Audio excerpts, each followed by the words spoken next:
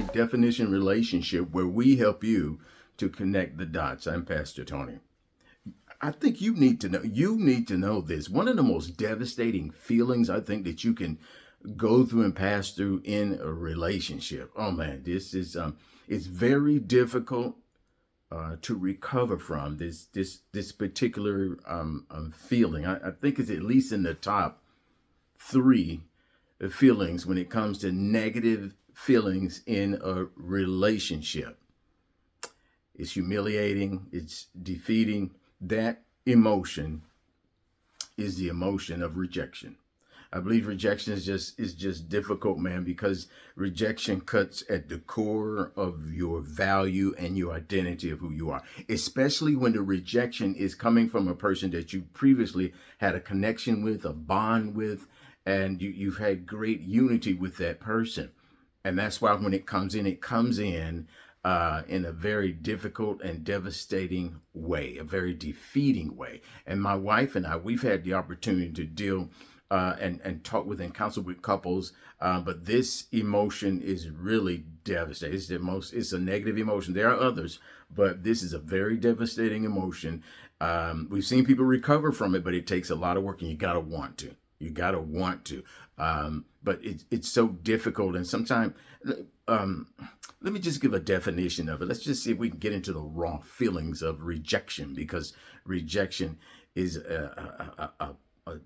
just powerful when it comes to breaking down relationships and not wanting to move forward. Let's look at the definition. Rejection is the act is the act of refusing or rejecting a person. You move away from them when it comes to you don't consider that person anymore. You don't want that person anymore. You don't approve. I disapprove of you. I don't want you anymore.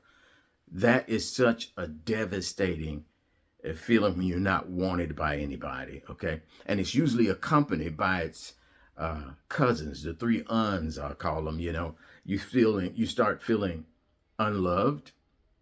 You start feeling unwanted, and you start feeling like you're accepted. You're unaccepted. That's it. You feel unaccepted, and when these things come in, I mean, they can do a work on you. Now, the origin of this word is the Greek word, is a compound Greek word, apodakimazo. Now, this is interesting because the word apo is to move away from. See, there's the rejection, moving away from, and dakimazo is the word approve.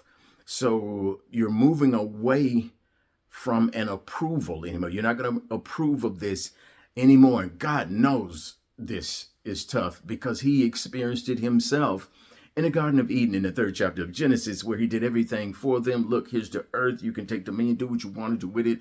And they refused his guidance. They devalued and they considered not him and his person anymore. And we know that this was a terrible fall for humankind. We're in a devastating place right now through rejecting the wrong one. We just messed up.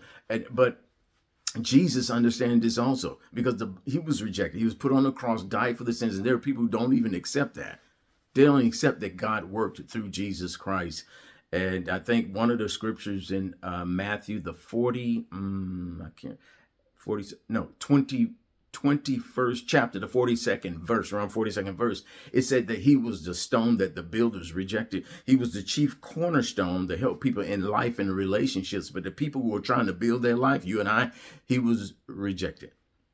So God knows how it feels. Jesus knows exactly how it feels also. Rejection. Finally, I want to say this. I mean, but when you think about this, how can a relationship survive? That there is no relationship that can survive the strain of rejection, the strain of not being wanted, the strain of not being accepted, to be unwanted, not approved of, devalued. How long can you put up with a strain like that? That's a devastating strain, and that's why rejection is one of the chief negative emotions that can destroy and deteriorate a relationship in a very short period of time.